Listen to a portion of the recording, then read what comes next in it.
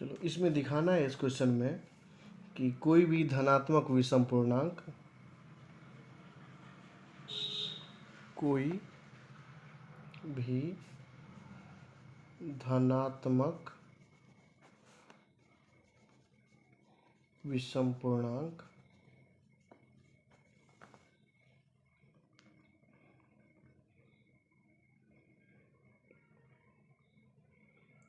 Six Q plus one, six Q plus three, six Q plus five के form में हम लिख सकते हैं।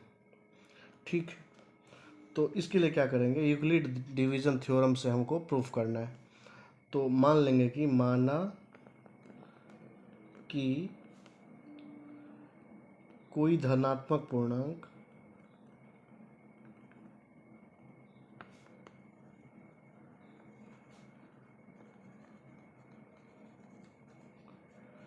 ए है।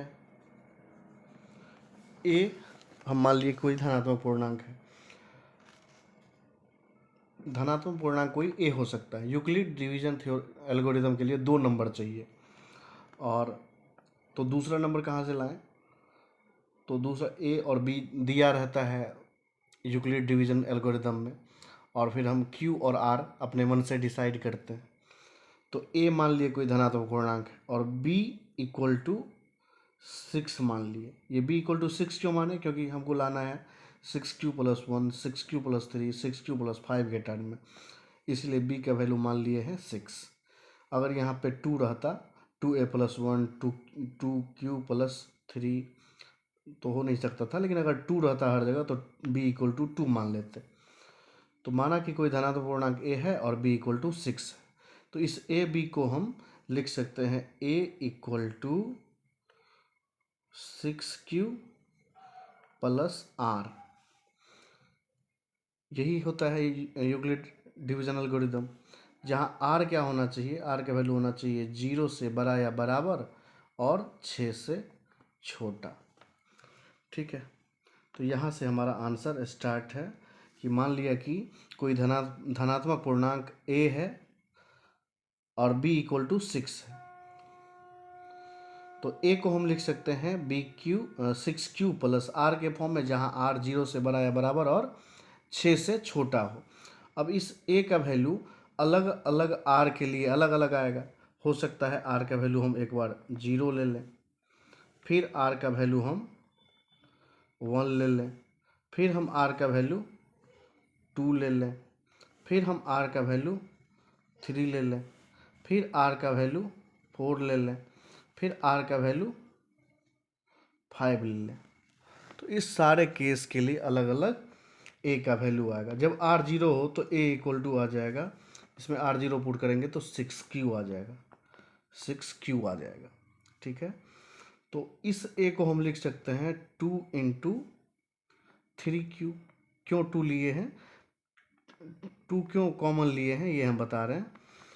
2 जिसमें कॉमन आ गया, इसका मतलब वो सम संख्या होगा, धनात्मक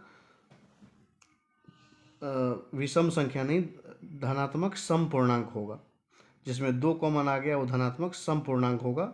लेकिन यहाँ पूछा जा रहा है धनात्मक विषम पूर्णांक, इसलिए हम देख लेते हैं 2 किस में कॉमन नहीं आ रहा है। तो ये a equal to 2q into 3q 2 into 3q लिख दिए। तो इसमें 2 कॉमन आ गया तो ये समपूर्णांक हो गया। अगर r का वैल्यू 1 लेते हैं, यहाँ पे r का वैल्यू 1 रखेंगे तो a इक्वल टू क्या आएगा? a equal to 6q plus r के बदले 1 डालेंगे तो 6q प्लस 1। इसमें तो कोई 2 कॉमन नहीं आएगा, तो ये विषम हो गया। ठीक है, r का वैल्यू इस इक्वेशन में a के बदले में हम 2 डालेंगे तो a इक्वल टू हो जाएगा 6q प्लस 2। 6q प्लस 2 आ गया, इसमें से 2 कॉमन निकल सकता है, 2 कॉमन लेंगे तो होगा 3q प्लस 1। 2 कॉमन आ गया इसीलिए ये समपूर्णांक हो गया।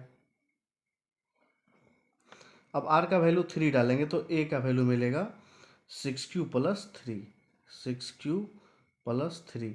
3 में तो 2 कॉमन नहीं आएगा तो ये इतना ही रह जाएगा, ये आ गया विषम पूर्णांक। आर का वैल्यू 4 लेंगे तो ए इक्वल टू आ जाएगा 6q प्लस 4। फिर इसमें से हम 2 कॉमन लेंगे तो 3q प्लस 2 आ जाएगा। तो ये भी 2 कॉमन आ गया, इसलिए ये समपूर्णांक है। आर का वैल्यू 5 अगर लिए तो ए इक्वल टू आएगा 6q प्लस 5। इसमें से कुछ भी कॉमन नहीं आएगा, ये विषम पूर्णांक होगा। ठीक है, तो हम क्या देख रहे हैं कि ये विषम है, ये सम है, ये सम है, और विषम आया ये और ये। तो ए का वैल्यू या तो 6q प्लस 1 आ रहा है, 6q प्लस 3 आ रहा है, 6q प्लस 5 आ रहा है, जो धनात्मक विषम पूर्णांक है, धनात्मक विषम पूर्णांक है। और जितना भी 6q प्लस 2, 6q प्लस 4 वाला नंबर था वो धनात्मक सम पूर्णांक है, वो लिखना नहीं था। धनात्मक विषम पूर्णांक 6q plus 1, 6q plus 3, 6q plus 5 के फॉर्म में होगा, यही दिखाना था, ये हम दिखा दिए। 6q plus 1, 6q plus 3, 6q plus 5 जो है वो धनात्मक विषम पूर्णांक प्रूफ।